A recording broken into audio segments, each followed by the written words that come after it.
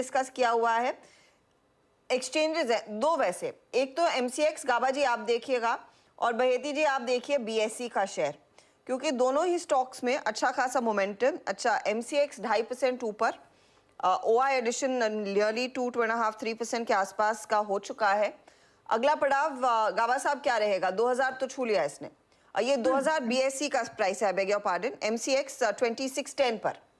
Correct, 2610 के आसपास trade कर रहा है एमसीएक्स। यहाँ पर 7-8 दिनों से एक अपमूव मिला है, मोमेंटम थोड़ा स्ट्रेच है, लेकिन बाय मोड पर तो है एमसीएक्स, तो अपमूव कायम हो सकता है।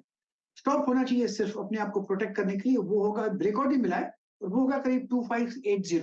मेरे ख्याल से ये 2650 तक जाना चाहिए, ट्रेंड है, मोमेंटम है और ले जाएगा बिल्कुल, कल तक भी थोड़ा स्ट्रेच है लेकिन ले जाएगा। एमसीएक्स का मोमेंटम जा सकता है।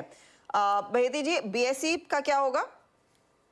चार्ट स्ट्रक्चर तो काफी स्ट्रांग है, बट हमारी सलाह है कि शायद ये एक बस मिस हो चुकी है और इसे चेज नहीं करना चाहिए, क्योंकि इस भाव पे लेकर कोई भी अगर राइड करता है तो रिस्क रिवॉर्ड फेवरेबल नहीं है, और कोई भी रिट्रेसमेंट आता है तो जरूर वहां पे एक पोजीशन बनाई जा सकती है।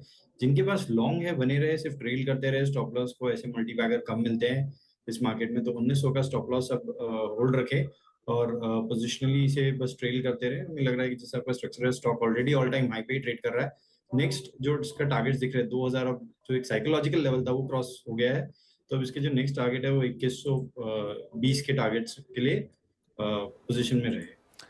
बीएससी मुझे याद है हमने डिस्कस किया था हफ्ता, और तब 600 रुपये का भाव था, और ये 3 महीने पहले की बात है, ऐसा नहीं कोई बहुत पहले की बात बता रहा हूँ मैं आपको। बस हाँ, ये देखिए, ये 3 महीने पहले 600 रुपये पे था ये। उसके बाद इसने चलना शुरू किया, और उसके जो चलना शुरू किया इसमें ट्रिगर आया था, पहले इसमें बायबैक आया था ऑब्वियसली। उसके बाद जो ऑडिन इनका जो प्लेटफॉर्म है, इस पे जब से इन्होंने एफ&ओ इंट्रोड्यूस किया, उसके बाद जिस तरीके से इनके डेरिवेटिव प्रोडक्ट्स हिट हुए जी हाँ, और जो उनके सीईओ से हमने बात की थी, सुंदर स्टूडियो आए थे, उनसे बात की थी, तो एक क्लियरली एक जो उनका विजन नज़र में आ रहा था कि अब वो वापस बीएससी को उस लेवल पे पहुंचाना चाहते हैं।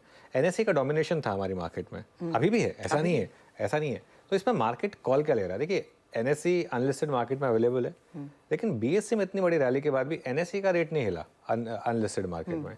अब मार्केट अब ये एक मान के चल रहा है, अब इन्होंने अपने वो चार्जेस भी बढ़ाए, पहले तो खैर ऑलमोस्ट फ्री था, अब इन्होंने चार्जेस भी बढ़ाए।